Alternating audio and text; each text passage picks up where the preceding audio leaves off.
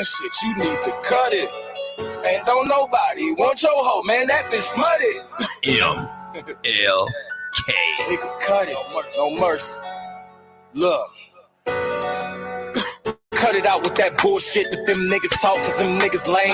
I break it down for a good flip. I smoke purple shit and you don't know me, man. A Caltech in my backpack, a 223, that's all on me. A Glock 40 with extendo clips. Mario with that Nintendo shit. Cut it out with that faking fam. I hit the light switch and watch the road scram. My light switch is a rocket fam. Either headshots or it's diaphragm. So fuck them all, fucking crooked cop. A lot of this is systematic, Megan. It goes back to education and the school system and job opportunities. Because when you have a lack of opportunities, then people turn to do something else. But this is a systematic issue with our criminal justice system, with our educational system, and it is a major failure for so many African Americans and people who are poor as well. You and Peter rap juggernaut. Until they stop, they gon' drop. Light him up when that unit stop.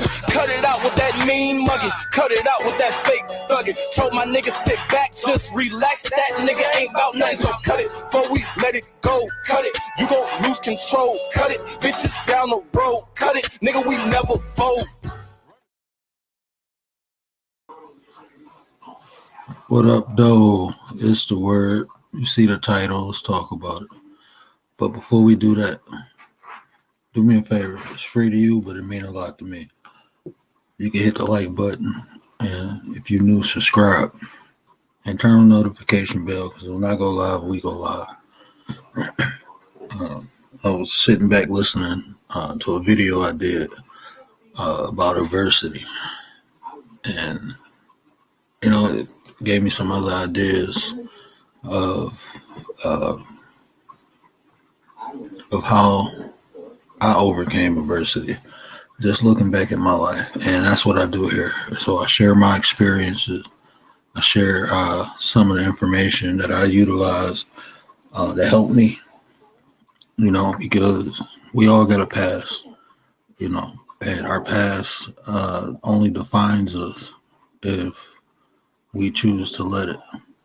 And when I say choose, you know, just because we did things in our past, made mistakes, doesn't mean that we bad people. You know, that's just mistakes. You know, our past is there for us to learn from and to grow from. And if we do that, we can look back at our past and realize how far we came. And that's just motivation to go forward. So thinking about adversity, with me, myself, you know, I was in the street. I wasn't no gangbanger. You know, I was a hustler. But even doing that, you know, you put yourself in unsavory positions. And eventually I got tired of it. You know, I didn't like having to have a pistol and looking over my shoulder everywhere I went, not only worrying about the cops, salute, perp, you know, not only worrying about the cops, but, you know, I had to worry about people trying to rob me. I had to worry about people trying to set me up, you know, and I got tired of it. And when I got tired of it, you know, I decided to straighten my life up, go get a job, go to school. And when you go from making anywhere from $300 to $600 a day to $1,200 every 2 weeks, is a big change, because I structured my life around the money I was making in the street. And when I stopped hustling and when I stopped and start working, and that money, that extra money I had ran out, you know, I met adversity for the first time, and it was financially, because I was used to living a certain way. I was used to having certain things. And when it first happened, you know, my natural instinct was to do what I knew how to do, go on the street and get the money. And I did. And as soon as I did, I quickly regretted it, because I realized that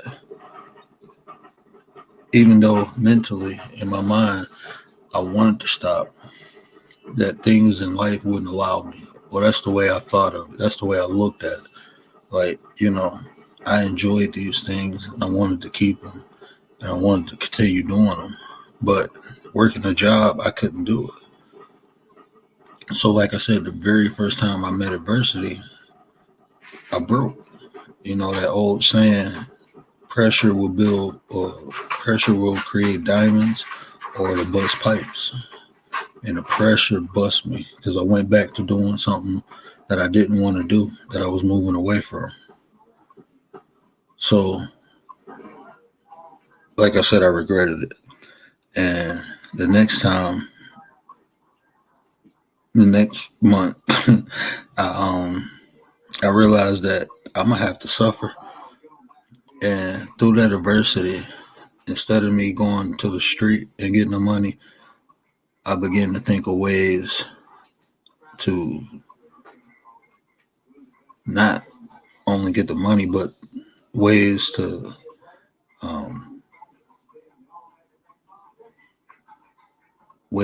trying to think of a way to say it. I began to think of ways to remedy, find a new solution, and doing that and actually struggling, I learned how to balance and budget. And I didn't do that before because I had no need to. I had no need to try to balance or budget my money. So I learned that. That was a skill I learned, and it's something that I even do today. And without that adversity, not only would I have not learned how to balance and budget my money, but just the financial information that I know now, I wouldn't have acquired it. My life has been nothing but adversity. I honestly don't know how I'm still here. You still here because you're a warrior, Perk.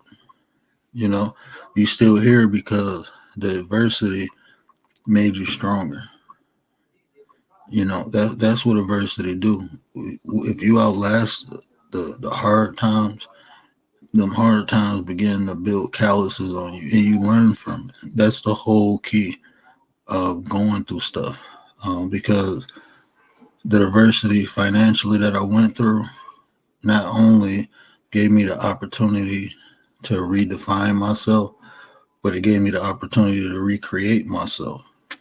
Because without that adversity, like I said, I wouldn't learn how to budget or balance my money. I wouldn't even understood the significance of money. Because, like I said, I was making anywhere from $300 to $600 a day. I blew so much money on stupid stuff. I spent money and woke up the next day, didn't even know what I spent the money on. It was on people, on stupid things. Like I said, just blowing it, giving it away because I didn't value it. It was coming so fast and easy.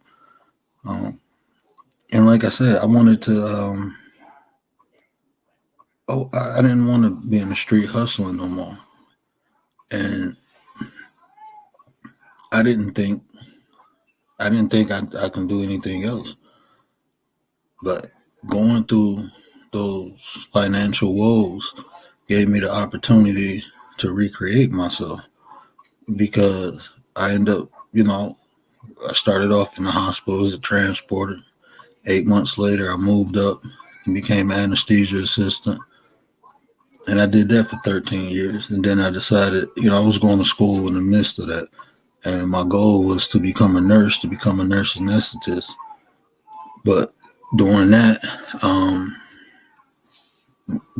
journey, I realized that I didn't like working for people. I didn't like people determining my own value. So I went into personal training. I used to work out all the time, played sports my whole life. So I figured, and I was training, I go to the gym and people ask to work out with me. So I said, why not get paid for it? People willing to pay me for it. And it gave me the opportunity to not only to create my own schedule, but create my own income. I was able to say, hey, this is what my time is worth. So I began to do that. I'm 46. I'm still learning how to recreate myself, trying not to repeat past mistakes or habits is the hardest. And that is, and no matter how old you are, you can redefine and recreate yourself at 80. It's a desire. If you want better, you have to want better to do better first. And you even saying, I'm still learning how, you being 46 and wanting to learn, that right there shows the desire. And a lot of people don't have that. A lot of people are content and get comfortable. You know, I always told my wife, don't ever get comfortable with me. She said, why not? I said, because you will stop doing the things that you did to get me. And the same thing, I don't get comfortable with my wife. I make sure that every day I'm learning how to be a better husband. You have to, you have to have your own value on yourself, because if you allow other people to determine your value, um, you limit your own potential, I believe.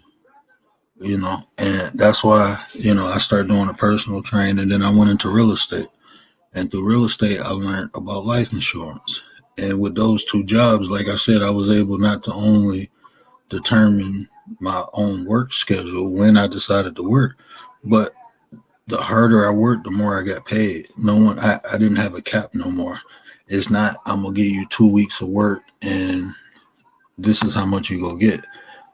I didn't like that. And that's just me personally. I'm not saying this is the right way. I'm just saying this is how my brain functioned. I wanted to determine how much I was worth. I didn't want other people to determine that. And it translated over into my personal life, that same belief that I would never let a person put a value on me. I put it on myself. I'll determine how much I'm worth. I'll determine how much my time is worth. So I took what I use, the understanding that I had financially, I applied it to my personal life. And a lot of things I do. I might have a spiritual understanding, and I'll take that ideology and put it into my work values. And that's what I'm saying. When you desire to be better, when you desire to want more, and you focus on your own value, you'll find ways to create avenues to achieve that. Ideas and people and opportunities will come to you. You will see them when they're there, because a lot of times when we don't think highly of ourselves, it'll be an opportunity right there and we won't take it. Because we are trained to look at adversity as more of an obstacle, something that's challenging in us, instead of looking at it as an opportunity. Like I said, I wanted to get out the street. The first time I seen adversity, I went back to the street. I folded. I broke. But I was aware of what I did. So next time that opportunity presented itself, I took it. I went through the struggle. I went through the pain. I found new ways to remedy what I didn't have. And I found another way to get money. So that gave me the opportunity. That adversity gave me the opportunity to not only redefine myself, but recreate myself. My motto is do better and be better. And yes, that's why I do self-reflection. And that's why I don't compare myself to no one. I don't. My personal training company was called Self Competition, because you're your own competition. That was I didn't believe in competing with nobody, just competing with myself, being better than I was yesterday, today. And like I said, is we all come from different walks of life, but one thing that we all have in common is that we all are presented with different levels of adversity, and I believe the levels that I encountered when I was younger gave me the strength and gave me the awareness to see the things I'm going through now as an opportunity. Because even now, like I said in a previous video, I lost majority of my eyesight. So there's a lot of things I used to do that I can't do, or I felt like that. And I found ways to do those things now, you know. But without the adversity, I wouldn't have had the opportunity to understand how mentally strong I am. Not only mentally, but physically, how strong I am. My will wouldn't have been tested, you know, without me going through what I went through. And, you know, like even to this day, you know, I get people telling me that, you know, my eyesight will get better, and I'm comfortable with the way I am. You know, I feel like it's a blessing in disguise because it humbled me more than I was. I'm more humble. I didn't think I can become even more humble, but it has, and it showed me that even though um, even though I'm going through something, I'm still blessed to be able to see as much as I can. You know, my eyesight could have been completely gone, but it's not. You know, I can still see. I just I can't see as good as I used to. And now I trip over the dog and whatever my son leaving away. But at the same time, I can still see. So I'm blessed in so many different ways.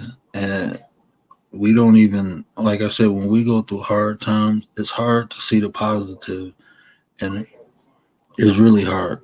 And sometimes it takes time, but as long as we're aware that we have an opportunity, instead of looking at it as an obstacle, we'll find those opportunities and we'll use them, we'll utilize them, and it makes us better people. It makes us wiser people. But also, it can have the latter effect, right? It can break us. It can make us bitter. And being aware, you can understand um, how not to fall into the depths of depression, because like I said, some things you're going to have an emotional roller coaster with. That's just what it is, but it's not how you go through stuff, it's how you come out of it. So that's why I'm an advocate of speaking positive, you know, because like I said, there's a lot of negativity in the world already, but and through that negativity, it's hard at times to look at things in a positive light. So I try to be that reminder that something good is going to come out of this, you know, and learn new ways of moving about the world. Yeah, that's a strength and see, that's what I'm saying is, but to be honest, I know people who even like when it first, so what I have is called a pseudo tumor. It's not an actual tumor, but what happens, or another name for it is hydrocephalus. So what happens is the fluid that your brain builds up, when it stops draining, it just continues to build up. And what happened? It got into my optic nerve, and it totally destroyed my left optic nerve, and it damaged my right. And like right now in modern medicine, there's no surgery to correct it. They're doing experiments with stem cells now to try to see if they can reverse it. But as of right now, there's no way to correct it. So, you know, I linked up with the ophthalmologist. I got special glasses so I can look at my computer screen. Um, I got a walking stick. That way, when I'm out in public, I can kind of feel to my left, to my right, and in front of me, so I don't run into stuff. Um, my wife is my eyes. So that's just some ways I use to remedy um, what I lost, you know, and and me doing that, like I said, it gave me self confidence because like I trained in 3 different martial arts. I sparred a lot. I was an active person, you know, hitting heavy bags. I'm really into the combat sports, and not being able to do that because now I got a tube in my head, so I can't take a blow to the head without potentially doing more damage. Because now I got a tube in my head to drain that extra fluid. And then also they had to cut into my chest because the tube go from my head down to my stomach. So, um, like just gastro problems. I get chronic headaches. In the morning when I wake up, I can't really see.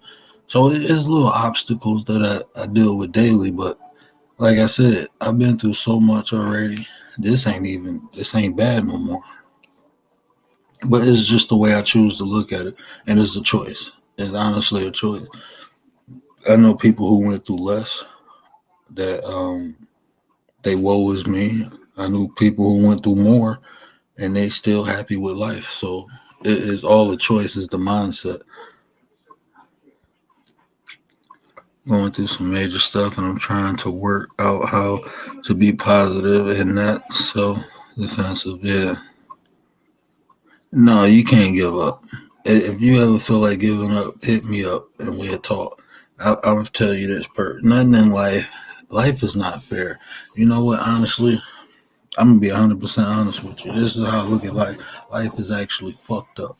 Excuse my French, but life is really fucked up, and it's not fair for good people, and it's not easy to be positive.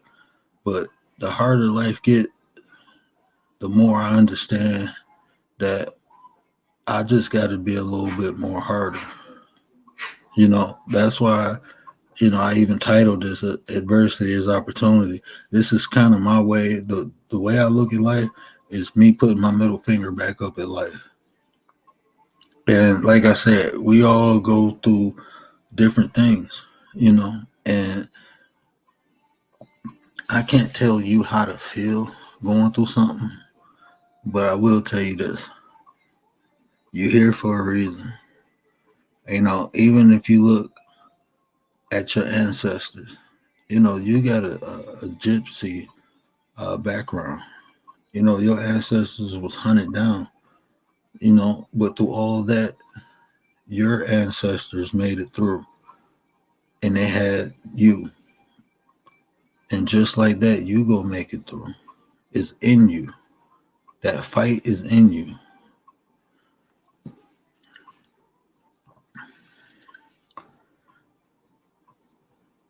Out a bit because you keep talking about stuff I need to hear. You know what? That's how the universe works. I'm a big component of the universe, I promise you.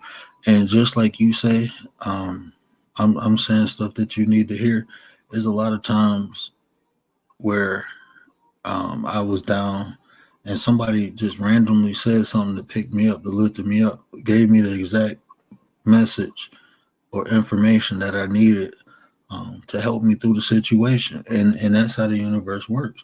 It like we think the answers, we don't know how the answer will come, but you just being positive and open and having that fight in you, it's coming to you, and it might be through me. You never know. But I believe that's how the universe works, and that's why I stay positive. And I try, and it's hard. I'm not positive all the time. I'm not gonna sit up here and lie to you. It's times where I cuss and I scream and I yell because you have to get that out. Don't let it stay in you. It's times I tell my wife, like, I'm gonna just go outside and scream real quick. Let me get this out of me, because once it's out, now I can see when the good things come. Now I can see when that message, I'll be more aware, because if I'm down, I'm not going to be able to see that.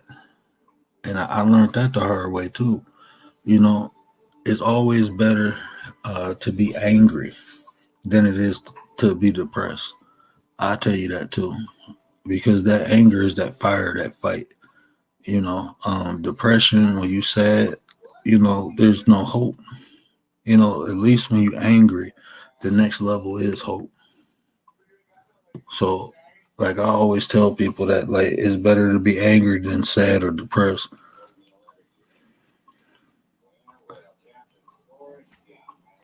You know why you still here? You're here for this.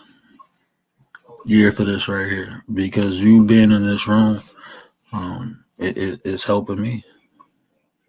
You believe it or not, you're helping me. because my first couple videos, I just came on and spoke, and I feel compelled to talk. I feel compelled to say the things that I'm saying. I don't know why. It's like an impulse, like it needs to come out.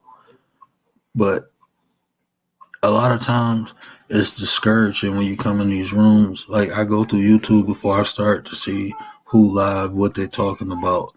And then like I said, it's not nothing fruitful in my opinion. But then I come in here and I pour my heart out. I'm being honest, and I'm trying to be helpful, because I know it was other people's words that helped me. So it's like I'm trying to spread positivity, and a lot of times coming in here, no one in here, it is discouraging.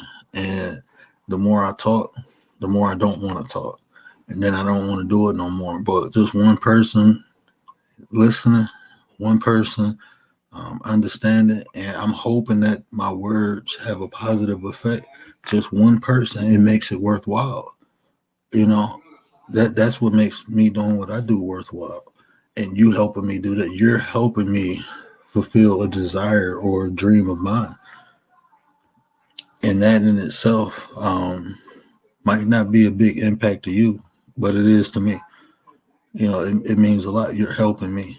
You really are, because even me coming on here talking, it's like it's therapeutic. You know, it helps me get the stuff out of my head. It helps me feel a sense that, like, I truly feel like I'm here to translate information. For some reason, I've been told that my whole life. I've been feeling that, and I don't feel like I'm doing it.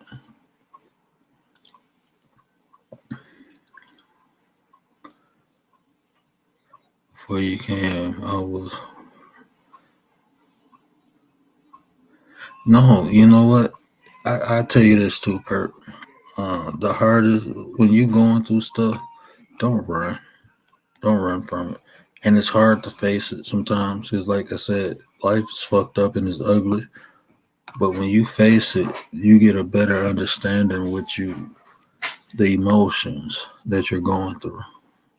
You get a better understanding of yourself. And like I said, you're redefining yourself. All the stuff you're going through is like a sword is forged in fire. You know, that's what you're going through. And unfortunately, a lot of us go through stuff that we feel we shouldn't have to, but for some reason the stuff that we go through, we're able to go through it. And that's how you built. That's how the universe, God, I truly believe, never puts more than what we can bear. And I know that sounds cliche, but for some reason, we all have to go through certain things to better ourselves and to better other people.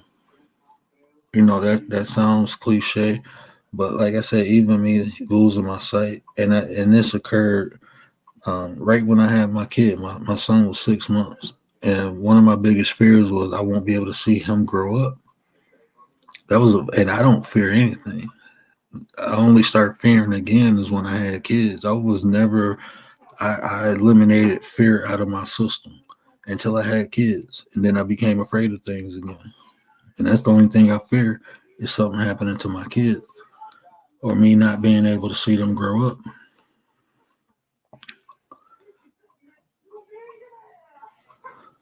So I may help others. And you know what? That's I got a chill. I got chills in my arm when I read this because I felt that from you. From the first time I talked to you in Nate's chat, I felt that you were a healer. I felt that. But you can only, and this is, I got native blood, and we had a old Native American proverb that all the shamans had to go through pain to understand how to heal pain. So if that makes sense, like you can't learn how to heal if you've never been hurt. And this is gonna sound crazy again, but the more pain you feel, the more pain you go through, the more pain you can heal. Like I said, you doing that for me right now. I mean, you just being in here chatting with me. This is inspirational. You're healing me from my doubts that should I be doing this? Is it worth it? I always said if one person listened to me, it's worth it. That's what I always told myself. And it's two people in the chat, but you don't even want conversating with me. So this makes it worth it. You're showing me that what I'm doing is what I'm supposed to be doing, because that's what I said. As long as one person hears me, long as one person, as long as I can touch one heart, that's all that really matters. You know, I've when I came on YouTube, and I always watch things. Everything I do is calculated, and my first intention is like, yeah, I want to get monetized.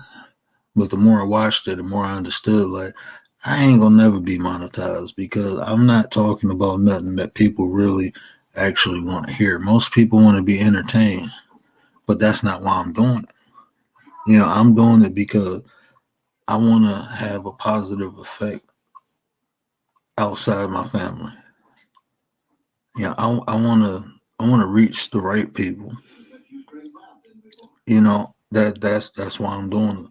Because, like I said, I'm not coming on here as no specialist, as no guru, as no savior. I'm literally coming on here to share and receive. I want to share my experiences and hope in turn people share theirs, and I can learn more. And I can take what I learned and give it back and continue that cycle. And so, yeah, I'll probably be doing this for a while before I get close to being monetized, and I'm okay with that, because, like I said, I'm not doing it for the money. I mean, yeah, it'd be nice, and I think that's a goal anybody who clicked the live button eventually wants. But at the same time, it's something bigger than that, you know.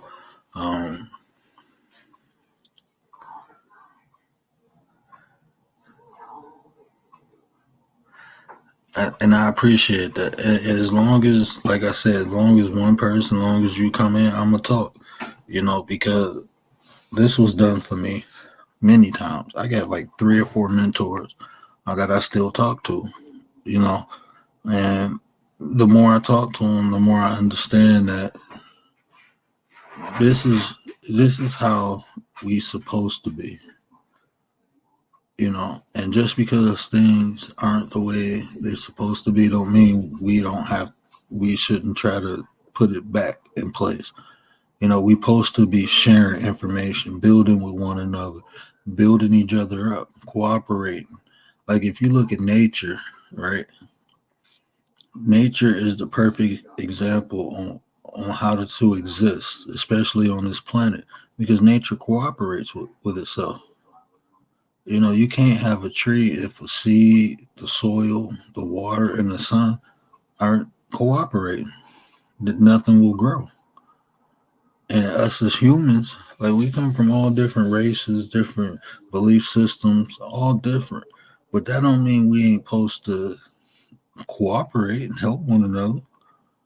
I think that was the basis of civilization. Nah, you ain't going nowhere, Perp. I need you here. Nah, if don't nobody else say they need you, I need you here, because you the only person to come to my life. You and Nate. So no, you can't go nowhere, Perp. No, you got some healing to do. You working on me right now. We working on each other. This is what we supposed to do right here. You helping me and I'm helping you. You giving me my existence and I'm gonna help you with yours. That's what we do. That's what we supposed to do as human beings. Unfortunately, everyone don't feel like that. And it's unfortunate because, like I said, I try my best to be as genuine as I possibly can with people, and I don't have a problem proving who I am. Absolutely. Stuck. You'll have when we get off of here, I'm gonna make sure I'm stuck. You'll have a blue wrench. But yeah, we absolutely this is what we supposed to do. We supposed to build with one another. We supposed to uplift one another, and we supposed to help one another. And unfortunately, everyone doesn't feel that way. But that don't mean I'm gonna change. You know, I've learned to be the change in the world that I seek. You know, Michael Jackson said it best, right? Be the change in the world that you want. You know, and that's what I'm determined to be. That's what I'm determined to do. And it's not easy.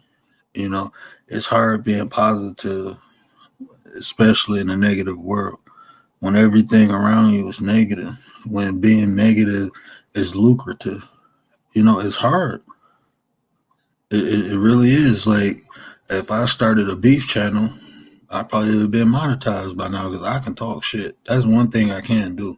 I can roast and I can talk shit, but it's not productive. It's not uplifting, and it's not helping me or whoever I'm talking about. You know, so if I if I talk shit, is generally about me. You know, y'all want to laugh? I roast myself all night, and I had y'all in here probably peeing y'all pants. You know,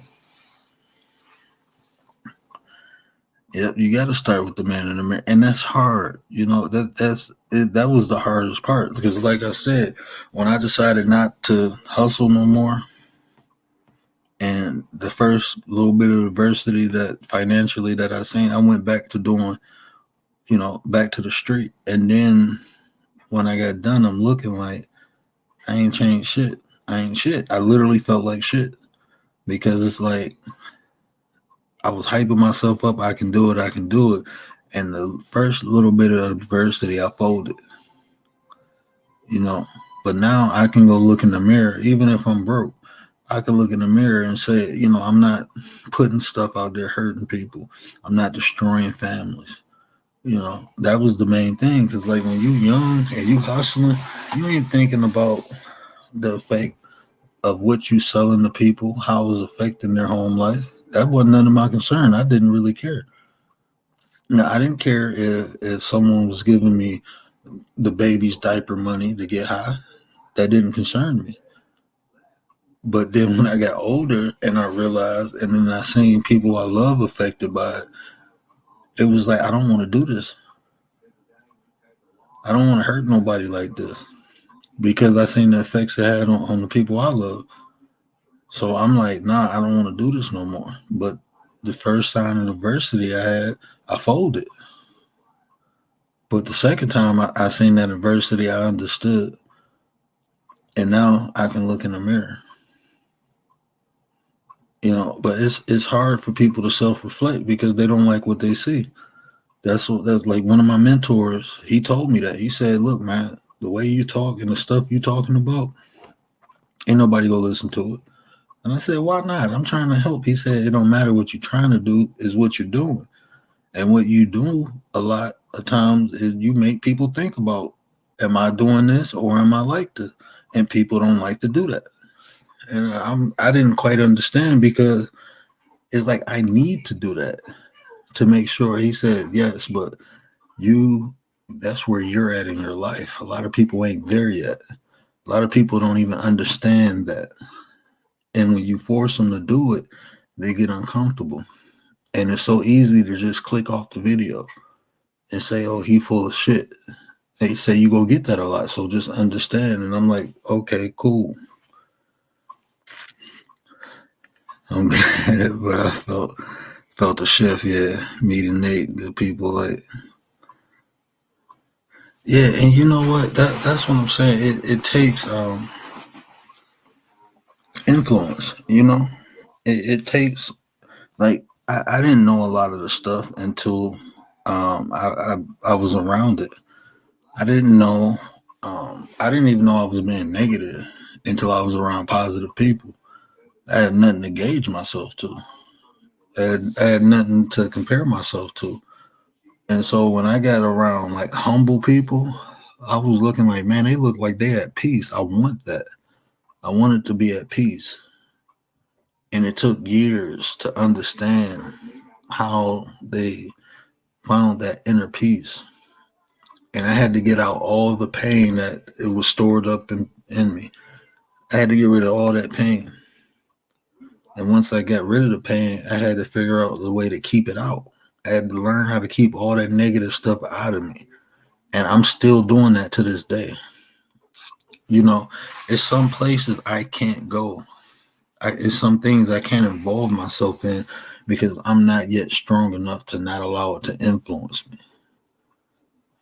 You know, so there's a lot of places and people I can't be around because they will have a negative influence on me, and in turn, I might slide or slip back to the person I was. That's why I say that's why I try to stay away from beefs because, like I said, I was, some people addicted to drugs. Now I was addicted to violence. I welcomed it. It made me feel alive when I was battling with somebody physically. Like that's why um, even when I got out the streets, I really got into martial arts. And it's gonna sound crazy, but I used to like to get hit. It made me feel alive. Like, oh, okay, I'm alive. I used to like to get hit. Believe it or not, I know that sounds crazy, but it's like it made me feel alive. But then I also like to hit people. I like to choke people out. It ain't nothing like this is how but see, this is what I'm saying. I can't involve myself in some things because I'm still learning. But if you ever put somebody in a chokehold and you choking them until they pass out, I used to feel empowered by that. Like I got this person's life literally in my arm, and that's addictive. Looking at somebody, breaking them down, like, okay, I do this, he's at my mercy now. I was addicted to that. Even when I got out the street. So I had to cut back on that. And then even the way I sparred, it was more of an exchange. It wasn't a hard sparring. It's like I didn't want to get to a point where I actually hurt somebody or was given the opportunity to choke them out because I'm just going to take it. So I had to learn. I had to spar people who was good at grappling, better than me. So I wouldn't be in a position to choke them out. I had to spar people who were way more advanced than I was. And that way, if anything, I get beat up and not. And that was just a way that I combated that. I know that sounds crazy, but that's what I did.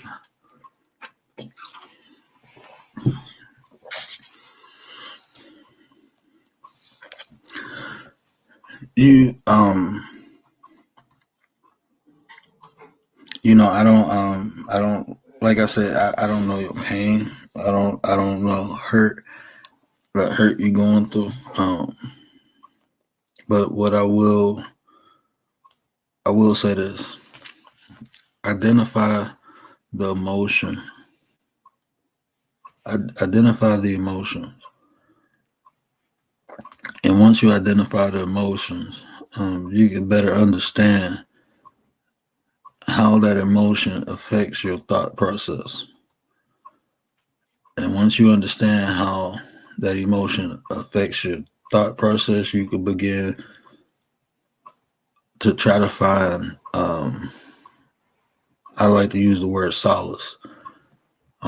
It's some stuff that, I went through as a kid, and it was hard for me to,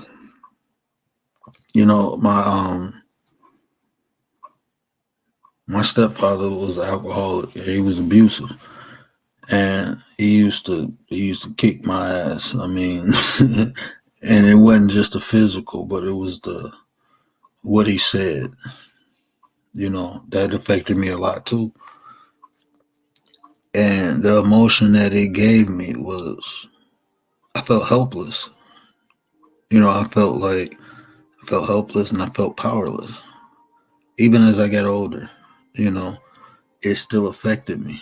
Where when I felt someone was an authority over me and they began to talk to me or threaten me, I felt helpless, like I couldn't fight back. And that's probably why I went into martial arts and why I had so much rage and pain and anger. But, you know, the way I healed from that is I told him. I told him what he did to me and how it affected me. And once I told him that, I forgave him. And the forgiveness wasn't to remedy what he did. It wasn't to forgive him for what he did to me. It wasn't to take off. It wasn't to take away what he did to me. But it was for me to take my power back. It was for me to get over what he did to me. It was for me to finally heal. You know, and that's how I got over that situation. You know, like even today, like I don't like talking about it, not because of the pain it did for me, but I understand better why he did it. And I just feel like I don't want to demonize him to the point where he can't heal because he hurt too. You know, hurt people, you know.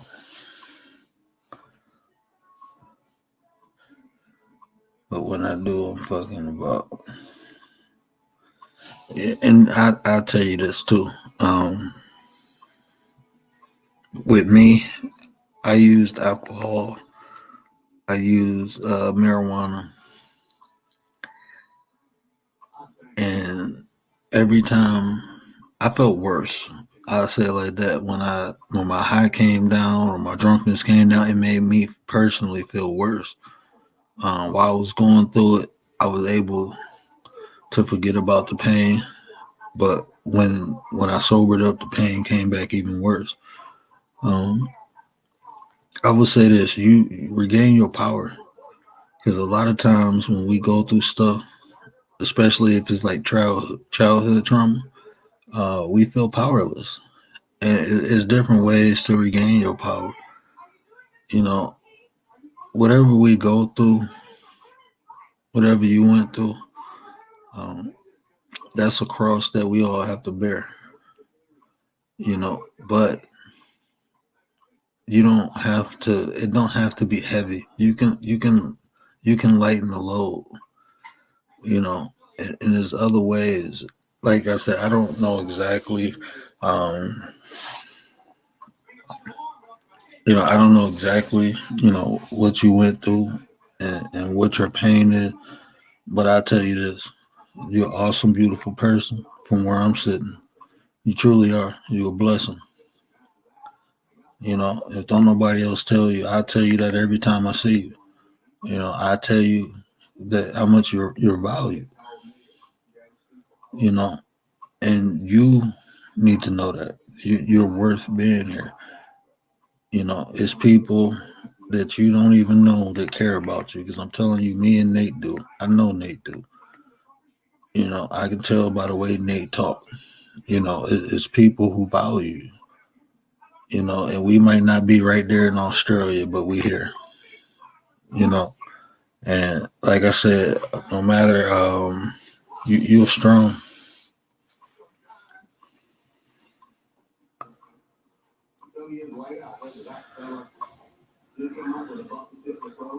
Instinctively as a little girl, and see, a lot, our parents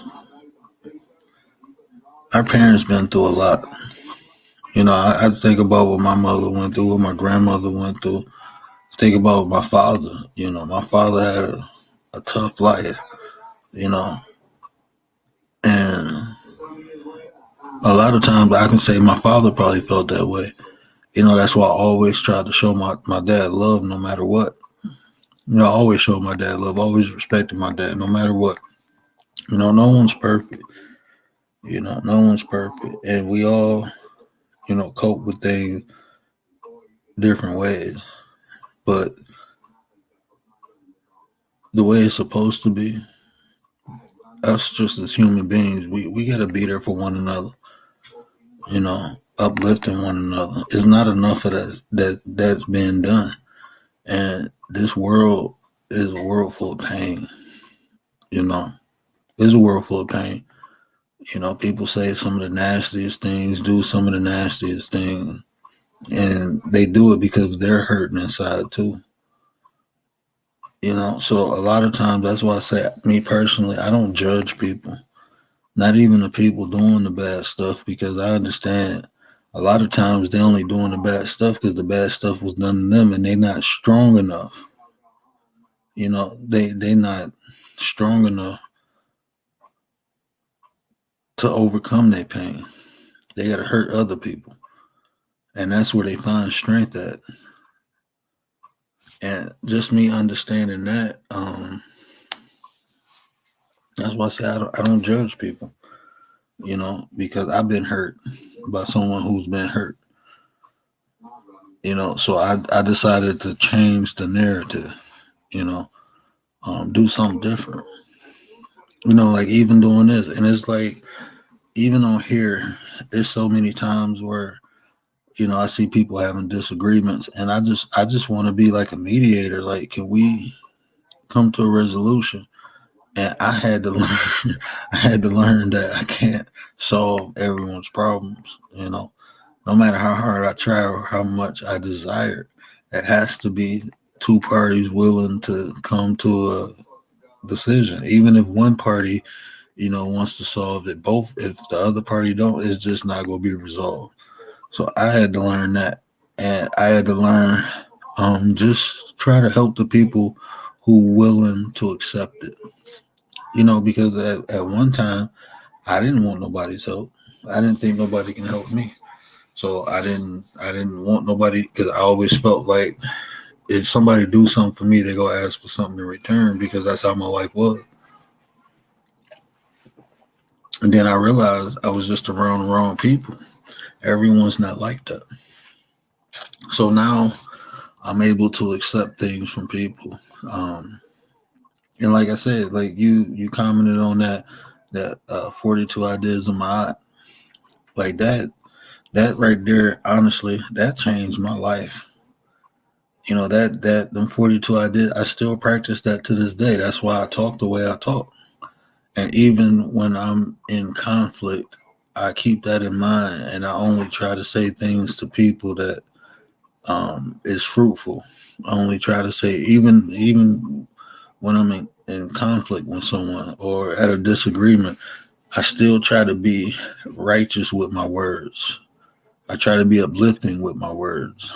Even though if I'm being, I don't want to say, even if I feel like the other person's not, you know, I still try to be, because like if I, like even now I'm trying to say stuff positive and not, but yeah, those 42 ideas of mine, it really helped me, and it gave me a standard, I guess, you know, and it helped evolve the way I thought and the way I looked at things. You know, it's like I said, even going through what I'm going through now, I understand there's a reason. You know, there's a reason why I'm going through what I'm. Maybe it's just to tell my story, and I haven't even really told my story about what happened. You know, because I don't want people to feel bad for me. I don't know. I don't want to. I don't want people. I'm not. I don't tell people because I want them to feel bad. I tell people in hopes that it can inspire them. That's the only reason I tell people about my eyesight. Like if you was around me, you probably wouldn't even know I couldn't see that well until I start falling over things and tripping over things that's right in front of me. Or you might see me walking to the wall and look like, oh shit, it is there. Because I have no peripheral vision in my right eye. The eye I can see out of. The best way I can explain it is the way the doctor did. It's like looking through a dime. So I can't see up or down or left or right. I can literally just see what right in front of me. So when I walk, I have to look down to make sure I'm not stepping on nothing. But then I end up running into walls. So, but it's funny. Like I ran into an old lady with a buggy the other day at the store. I felt bad And when I told Lydia I couldn't see, she started laughing. She was like, "Well, I can't see neither." And I'm like, "Okay, cool." So we both blind. But yeah, it's not. Life is fucked up. Life is really, really, really fucked up. And we try to use religion, we try to use spirituality, and we try to use science to make sense of it. But at the end of the day, a lot of the stuff don't make sense. So instead of trying to figure out why something happened to me, I look at it like it's an opportunity. It's an opportunity to define myself, to recreate myself, to push myself beyond a limit that I might have thought I had. Like they say, if you get lemons, make lemonade. Well, I done found out how to make lemon pie. I done found out how to to plant a lemon tree with the lemons and just keep getting more lemons. And I keep making new things out of them. That's how I have to look at life now. And I know it's only going to get harder the older I get. Because the older we get, let's face it, the more we learn, the more we understand. And not only that, is the more complications we have. Just our body not working the same way it used to. My kids getting older, society changing. It's not easy. Life is just fucked up. And it's not too many people trying to find solutions to make it better. It's just people finding more ways to exploit people and take advantage of people. That's all we do as a species. No one really got rich off of making life better. If you really think about it, like even social media, right? Social media is basically created to keep tabs on people, for people to tell on themselves. They tell us is to communicate with one another, but what is it really doing? And how is it used? People, like, you can come on here and people use your social media to, what they call it, dox you. Start showing pictures of your family and stuff like that. No one really got rich off of making life better or making life easier for people. Even if you think of Amazon, Amazon got, gave us the ability to receive products or items quicker, but we done made this man a trillionaire. That one man has the ability to end poverty and hunger, but he ain't gonna do that, because you can't have rich people if you don't have poor people. So the way we would like to think life is supposed to be is totally opposite. But it's people, it is good people. And I think as a good person, a positive person, it's my job to find other positive people. And like I said, we come together and we help one another. We build one another. We support one another. Because me having this conversation, helping you tonight, it might be you having a conversation that helped me tomorrow. People don't think about that. That old saying, don't kick somebody when they down. I always say, when you see somebody down, help them up. I don't even think about kicking them. If I see somebody down, I'm going to try to help them up, because one day I might fall and need help up. That's how I look at life. And life ain't been fair to me. My first 9 years of my life, my parents had me when they was young. My first 9 years, I lived with my grandmother. And then I moved completely away from all my family to a whole new state with an abusive stepdad. And not only did I have to get around my abusive stepdad, I was in the middle of the hood. The neighborhood we moved in, they call it Baby Vietnam. So, it was literally 4 houses on our block. You know, it was a rough area, and I had to, survive. You know, even as a kid, my mom didn't know what she was getting into because she was from a small town following her husband, the man she married, to a whole new city. And that city just so happened to be Detroit. And at that time, it was the murder capital of the city. I mean, I had friends like murdered in front of me when I was little. 13 years old, my best friend got shot because I got into a fight. And I beat the boy up. And he went home, got his older brothers, and they came back shooting at a 13, 14-year-old kid because somebody got beat up. And I watched my friend die.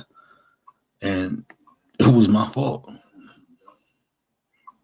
He died. He got shot because I got into a fight. And that's a tough pill to swallow. That wasn't fair.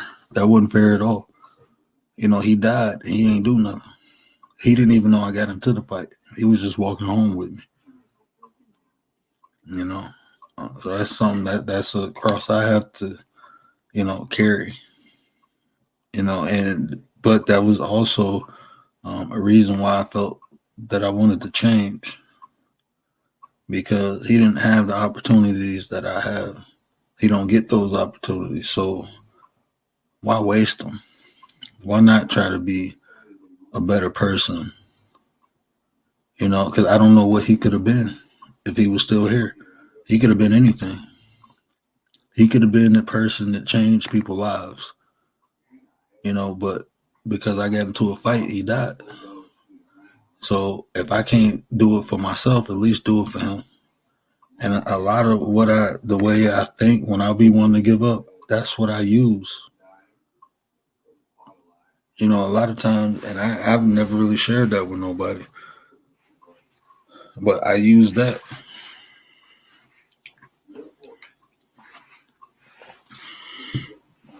And see, that's what I'm saying. Like, this world is ugly. Like, even like when you think about somebody hurting a kid, doing anything to a kid, like, why? Why does this thought even exist for someone to do this? Like, what is it? It's not good for anything. There's a lot of questions. I appreciate that. And you know what? I truly feel like he will rest in power as long as I keep trying just to be a light, just to be positive. As long as I try, I feel that he, I hope he'll be proud. I will hope. It even to this, I still think about it. And when I think about it, I just, it was times I wish that it was me instead of him. I used to think like that all the time. Like, why not me? I'm the one who got into the fight. I'm the one they was aiming at. So why he got to go? Why not me? And then I get that feeling like I'm here for a reason. I'm here. So I got to make the best out of it. I got to make the best out of it because I'm still here. It was a reason he left and I stayed. So I have to try to make a positive impact. I got to try to help anyone willing to listen. Anyone willing to listen to a word I have to say, or a tool I can give them, or a resource I can give them. As long as I'm here, if someone is willing to accept help, that's my job. Yeah, what Perpy do, because like we was kids, like I was just about to turn 14 when it happened. He had just turned 13, so we was still, we was kids, but like I said, I don't know what he could have been anything. He was a better chess player than me. He couldn't play basketball, football, baseball, no sports better than me, but he could play chess better than me. computer genius. He can type fast. There's a lot of good things he could have did. So, like I said, you don't know a person's potential, but it was the creator, the universe, made a decision to take him and let me stay. So, I used to beat myself up about that. But I had to understand that everything happens for a reason. And the fact that I'm still here means my work ain't done. It's something I have to do. Somebody I have to reach. Something I have to create. And until I do that, I'm going to be here.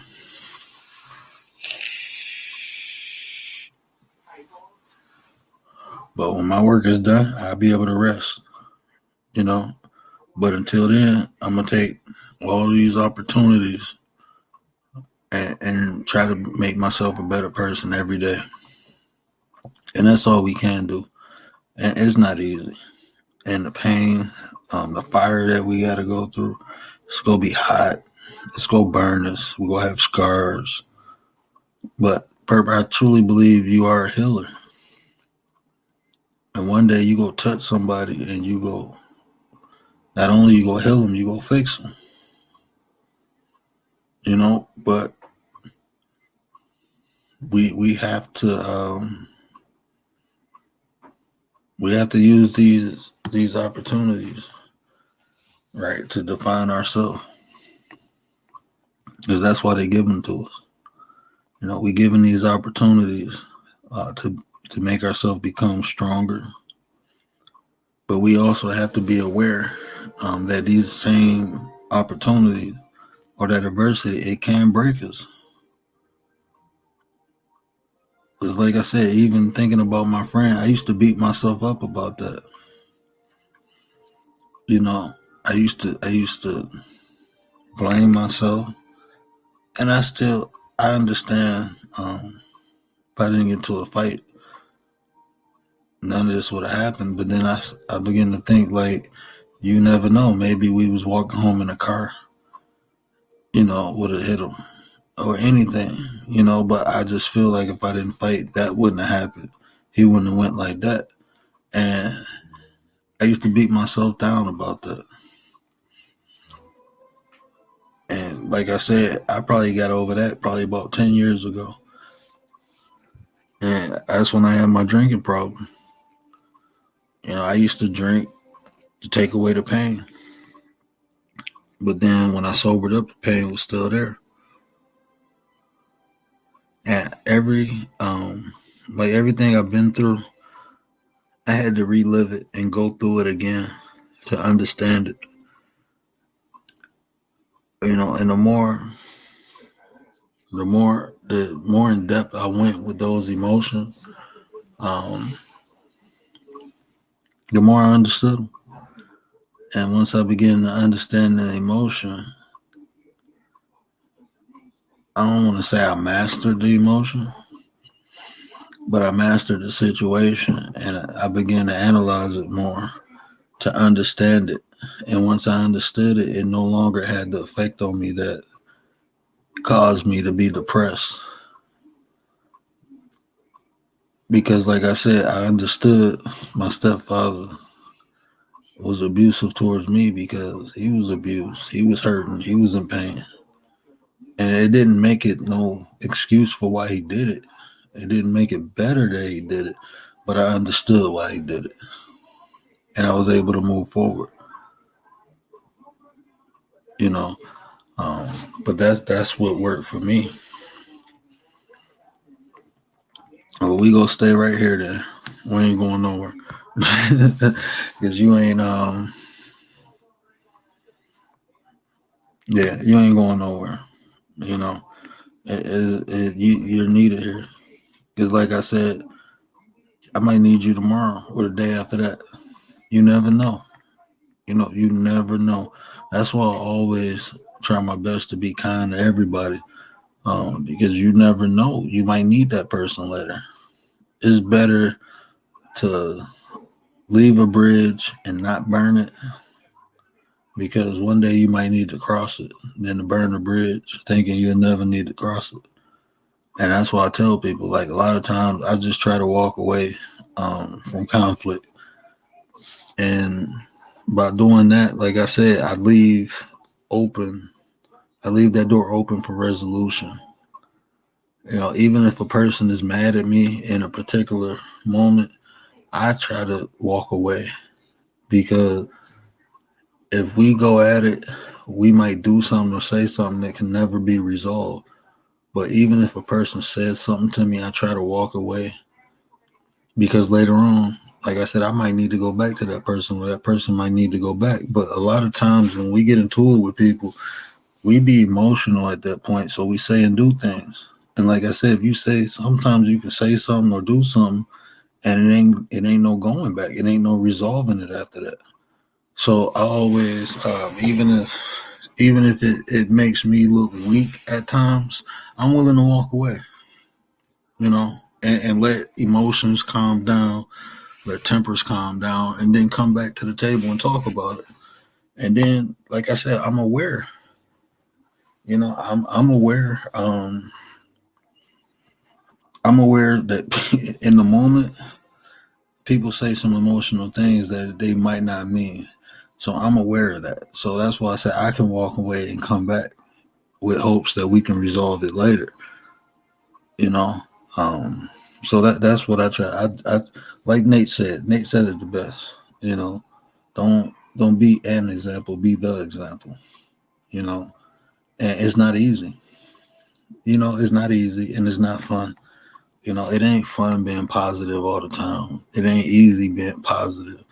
You know, and like I said, I'm not perfect. I have my days where I need to go outside and scream, or you know, just say some cuss words or say what's actually in my head. But once I get it out, I'm good. It's like a reset. It's like I can, okay, I got it out. I feel better. Now I can move forward.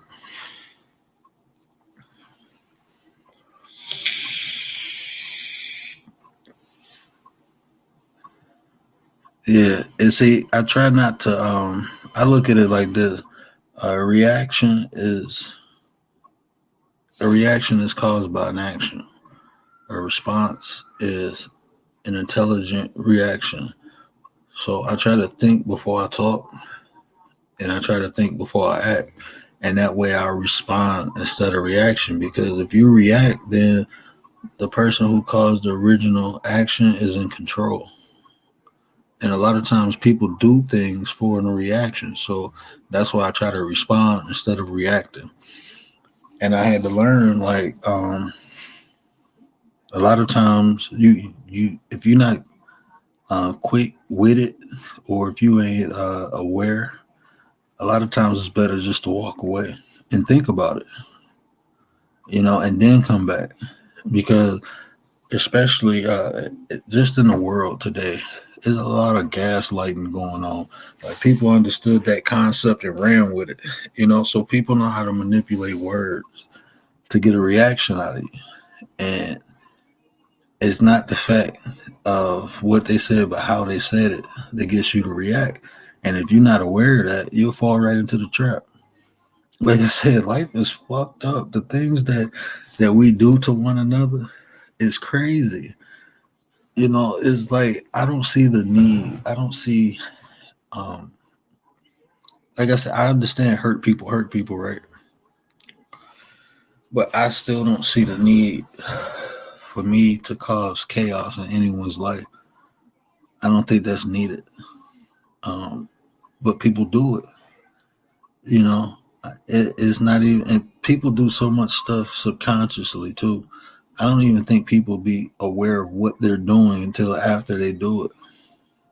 And then after you do something, like you said, if you don't do that, if you're not into that self reflection, you won't even look. You will justify what you did instead of saying, "No, this was fucked up. I shouldn't have did it."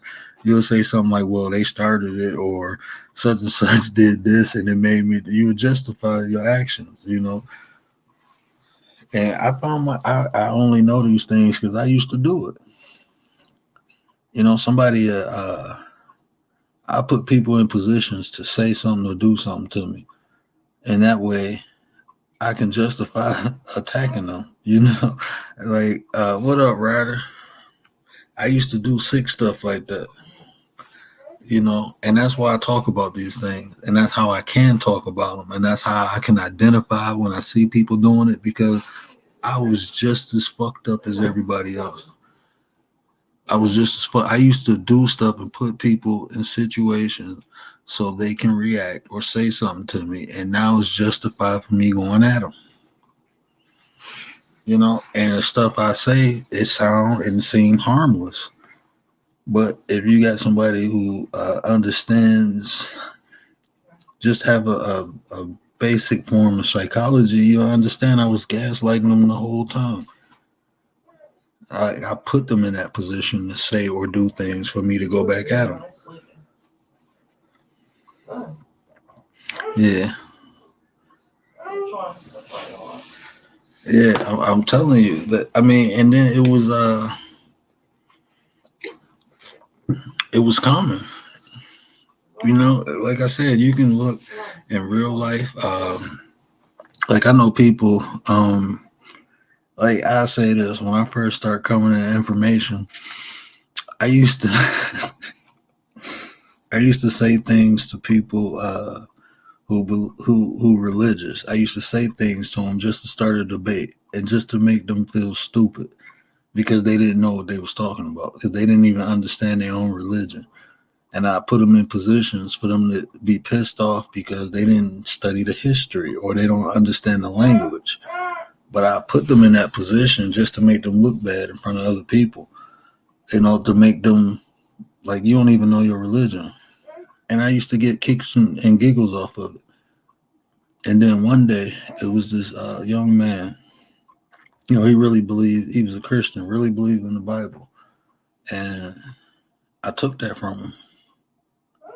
And he tried to take his life. Because everything he believed in, I took it from him. And from that day on, I said, you know what? If somebody's using something and it's making them a better person, it's making them happy, I never again try to take that from them. What I was doing was just for shits and giggles. But he could have took his life. Like, he almost ended his life because he felt everything that he believed in was fake. And he had no existence on this world no more. So, yeah, I stopped doing that. If people got a spiritual or a religious belief and it's making them a better person, instead of me telling them it's wrong, I just show them different ways to look at it. I give them more insight on how to actually look at it and read it. So I had to, I guess I had to get off my high horse, that humbled me. Because, I could have been the cause of somebody taking their life for a simple conversation or argument. I didn't know how much he was using that to live life. I didn't understand. His religion was everything to him. So I had to, we learn, but I had to learn from that mistake. That's why I no longer debate. Listen, okay, I'm going to go lay down in a minute, okay? Here I come. Okay, I'll be right there, okay? So I had to humble myself and realize that, oh, definitely, Ryder. Definitely. We're going to definitely chop it up. Just let me know what's a good time for you. Yeah, definitely let me know what's a good time for you. And like I said, we can talk about anything, brother. I appreciate you blessing me, man. I truly do. I appreciate you blessing me. And then there he go. The man, the myth, the legend, Nate the Great. What up, brother? Yeah, and see that I had to learn. Yes. No, you can't push that. I had to learn what my ego was. Yeah, you want to push it? Go ahead, push it one time. Oh, my son want to push a button on the soundboard. Boom, boom. Yeah,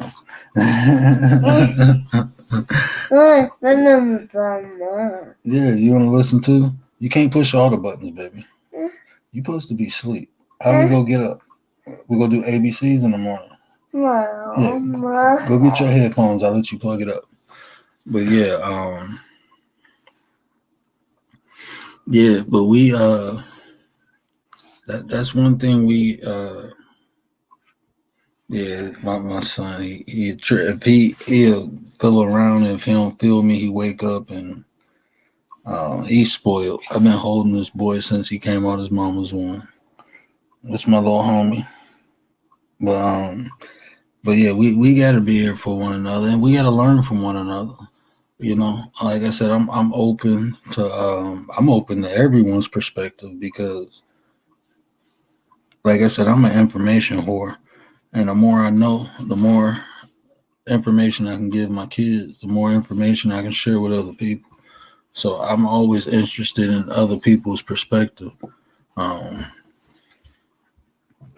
because everyone has a very unique way of looking at life due to the experiences that they have, and and how they went through those experiences. Like, we all can go through the same thing, and when we come out, we have a different perspective of what actually went on, and that's predicated upon the experiences that we had in life.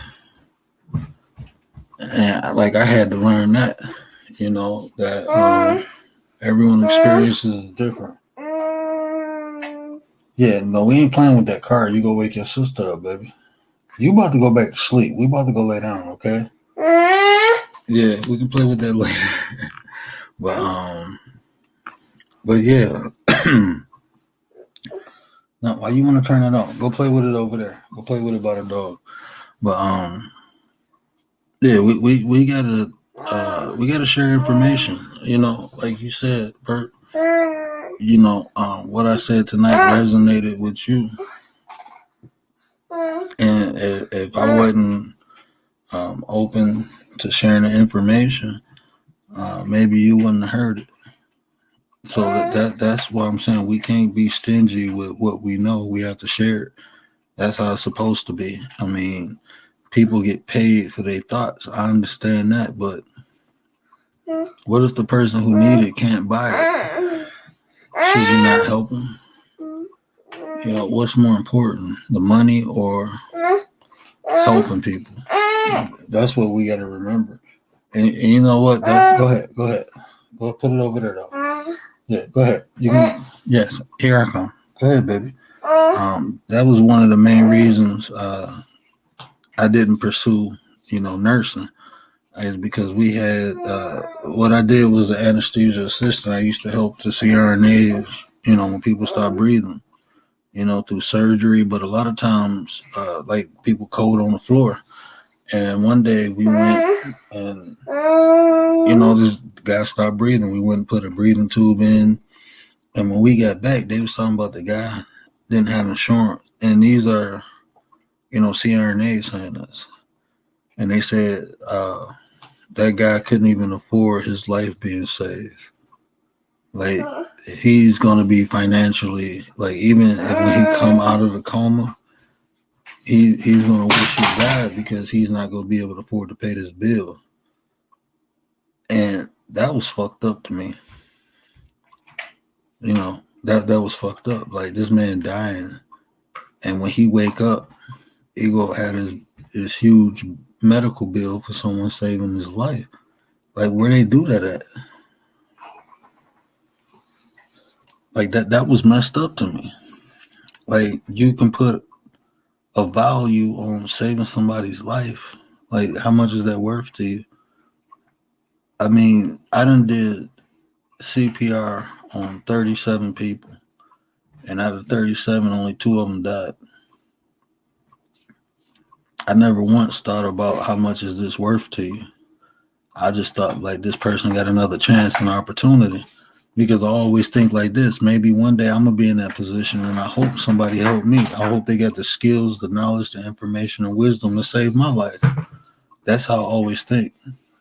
I never, like, when you look in them 42 ideas of my eye, you'll see, you'll see one of them to say, I give with gratitude, meaning I do things from the kindness of my heart. And everything that I do, that's how if I give anybody anything, I don't look for nothing in return. I do it out of gratitude. I do it because it's in my heart to do it. Yeah, we can't pump this up right now. What you want to pump? we gonna pump your punching bag up in the morning. Your sister and mama sleep. It's too loud, baby. You know, so I'm so grateful for you. Where I don't know my name. Hey, you know what? I don't like this. This what I'm saying. Okay, baby. Okay, give me 5 minutes. Yep, give me 5 minutes. And honestly, Perp, I just told my wife, like, when I got off that last live, I told her, I said, I just want to go on and make a video about adversity as opportunity. I took my dog outside and something told me just get back on live. That's why I say the universe works in mysterious ways. I'm being honest with you. I wasn't planning on coming back on here. And when I asked my wife, I said, do you mind if I go back on live? She said, go ahead. If you want to talk, go talk. You know? So that's what I'm saying. You here for a reason. And anytime you doubt the reason you here, just stay positive and the opportunity will present itself and show you. You know, because like honestly, I don't know why I got back on here. I just did. Like if you would have messaged me and say, hey, I need to talk, I would have jumped back on, but just look how it happened. You know, just look how you here for a reason. You know, you here for a reason.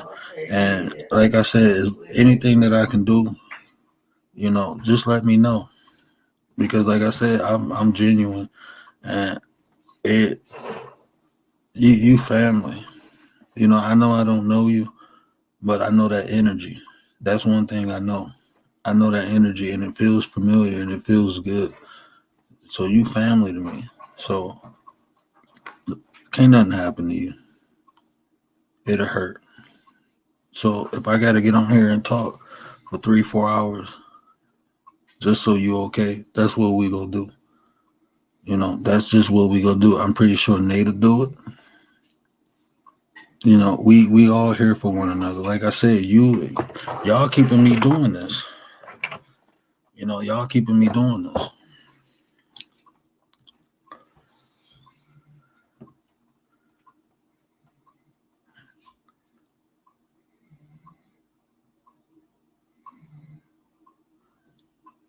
And we grateful for you.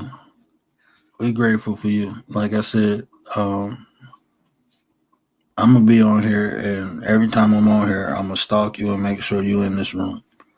You know, just to make sure you okay. Like I said, I'm gonna make sure you okay. Nothing. Even though you go through stuff, you ain't alone, and you ain't gonna go through it alone. Yeah.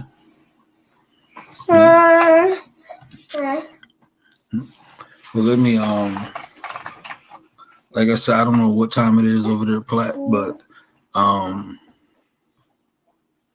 like I said, if you need to talk, I don't know if you got Instagram, but you can find me on Instagram. You can message me just to make sure you straight. If you need to talk, and I'm not on here, I can get on here, or we can talk through Instagram. But you ain't got to go through that alone. And if you feeling any way like that, please contact me. Because like I said, I'm genuine and I'm here. You know, and I know how that feels. You know, I know I put a gun in my mouth and pulled the trigger and the gun jammed. As soon as I moved the gun from my mouth, the round fired. You know, so like I said, I've been through some stuff and I understand, and I know I'm here for a reason. And like I said, it was just weird how we're not turning that TV on, baby. We're about to go back in the room. And okay, go ahead, turn it on then. This little boy bad, man. Let me put this boy to sleep before my Well, my wife and daughter wake up. But definitely, like I said, I'm here. No, you ain't going anywhere right now or anytime soon. You ain't going nowhere until the Creator decide. You're here for a reason. Like I said, I feel that you got that healing soul, that healing spirit. I feel you got that, and all the pain you're going through now is to teach you how to heal other people's pain. Just I think about everything that I went through. If I didn't go through that, I wouldn't be able to be here talking to you now. If I didn't lose my eyesight, I probably wouldn't even be doing YouTube. I'd be running around selling insurance and real estate. I would not be doing it. When I had my eyesight, I barely got on YouTube. I only got on YouTube to learn or get information. That's the only time I got on it. So everything happened for a reason. I lost my eyesight to have this conversation that helped you, and it's worth it. If me losing my eyesight helped you tonight, it was all worth it. Everything that I've been through, and I'm being honest and I'm being genuine. It sounds crazy, but like I said, I find through my pain, I find strength.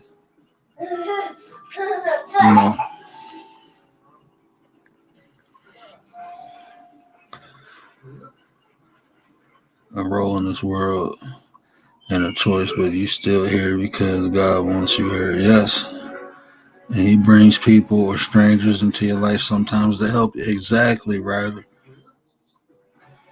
And you see that man's name. That man is a prophet. I'm telling you, the stuff that he done said to me, and like when I get that same chill I said I had earlier, I got that same chill reading this. And my house ain't cold. It's 74 degrees in my house. So it ain't because it's cold. It's because what he's saying is resonating with my soul. What you said earlier resonated with my soul. Like I said, I had just got off live. And usually I do one live a night. I don't do a live and jump back on. I don't know why I did, but it was needed. That's the way the universe works. We just got to stay positive. And those opportunities, we had take them. It's like I said, it was like I was asking my wife, should I get back on? I was asking myself, like, should I even do this video? I didn't even know if I should do it. I was like, I'll do it tomorrow morning. But I'm like, no, let me just do it now. And like I said, I didn't know. I just did that. I just did it. And that's how the universe works. Just like what Ryder said.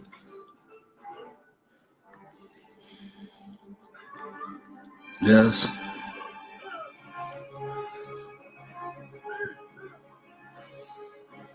Yes. But I will definitely be back on tomorrow. Like I said, you can comment in any of my videos. I see it. Or hit me up on Instagram if you need to talk or anything. Just think of that, before you think of anything else. Because we here for you. I'm here for you. I'm speaking for Nate too, but I'm here. I'm definitely here. That's what I'm here for. I'm here to help because one day I might need it. I might call on you. I mean, you helping me now. Like I said, I probably would have did a 5-10 minute video if you wasn't in here. But I've been rocking for 1:30 because you are here.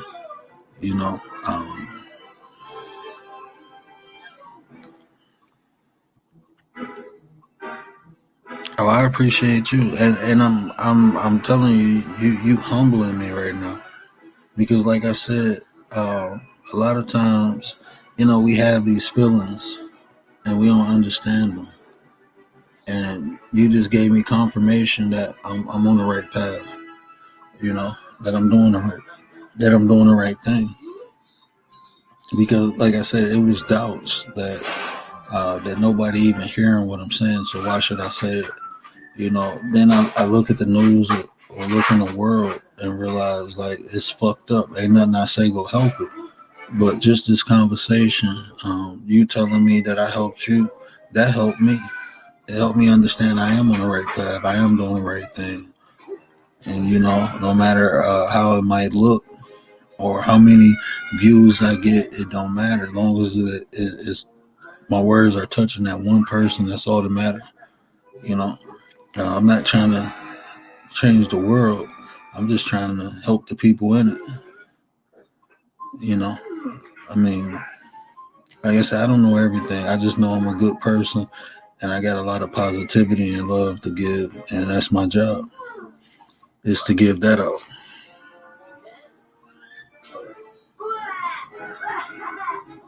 And see, you showing me that. That's what I'm saying. You the light in my darkness right now. This is what we here for. We here to build off of one another. We here to help one another.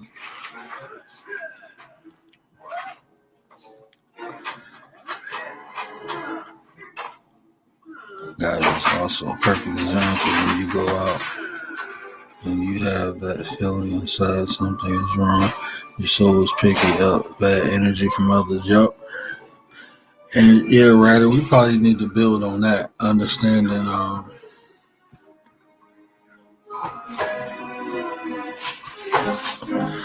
I will, Pat.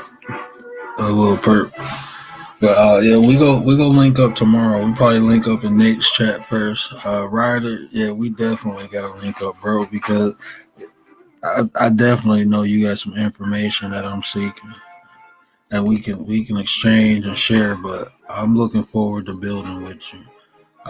It's not a lot of people that's not only aware and awoke, but willing to build with one another, and I feel that from you. But let me get off here for my son wake up the whole house. But I will be back with y'all tomorrow, man.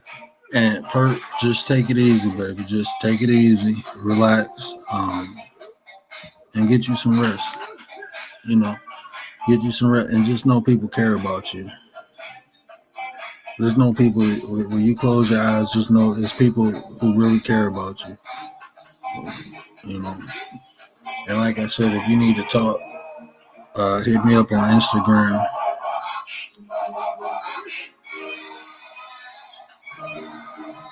Hey, Ryder, that's why I made a channel, man. Because when I be typing, it's like I can't really express the way, and even talking, because like I'm still trying to find that balance of saying what I want to say and not I'm trying to find a balance of me being able to talk and me not. I guess the word I use. I don't want to disturb no one's peace. I don't want to say nothing that people might take offense to, I guess. But that's me. That's me living by them 42 laws in my heart.